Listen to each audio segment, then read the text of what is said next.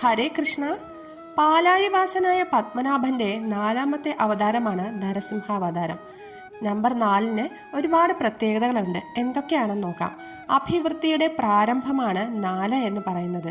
4-ാം ഇടം എന്നാൽ ജ്യോതിശാസ്ത്രപ്രകാരം ഭവനത്തെയാണ് സൂചിപ്പിക്കുന്നത്. വേദങ്ങളെ 4ആയിട്ടാണല്ലോ പൂർവികർ ദർശിച്ചത്. അതുപോലെ യുഗങ്ങൾ 4: കൃതം, ത്രേതം, ദ്വാപരം, കലിയുഗം. കാലങ്ങൾ 4: വസന്തം, ഗ്രീഷ്മം, ഹേമന്തം, ശരത്. അവസ്ഥകൾ 4: ശൈശവം, കൗമാരം, യൗവനം, വാർദ്ധക്യം. ചതുരംഗം 4: ആന, കുതിര, തേര്, കാലാൾ. ഉപായം 4: സാമം, ദാനം, ഭേദം, ദണ്ഡം. ജാതികൾ 4: ബ്രാഹ്മണൻ, ക്ഷത്രിയൻ, വൈശ്യൻ, ശൂദ്രൻ. വർഗം 4: ധർമ്മം, അർത്ഥം, കാമം, മോക്ഷം. മോക്ഷങ്ങൾ 4: സാലോക്യം, സാമീപ്യം, സാരൂപ്യം, സായുജ്യം. യോഗങ്ങൾ 4: ജ്ഞാനയോഗം, കർമ്മയോഗം, ഭക്തിയോഗം, ധ്യാനയോഗം.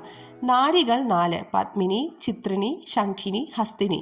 പ്രമാണങ്ങൾ 4: പ്രത്യക്ഷം, അനുമാനം, ഉപമാനം, ശബ്ദം.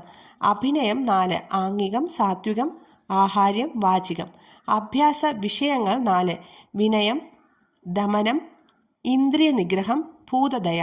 അന്ധകരണങ്ങൾ 4: മനസ്സ്, ബുദ്ധി, ചിത്തം, അഹങ്കാരം. എന്നിങ്ങനെ 4ന്റെ പ്രാധാന്യം നീണ്ടുപോകുന്നു. രാധേ രാധേ.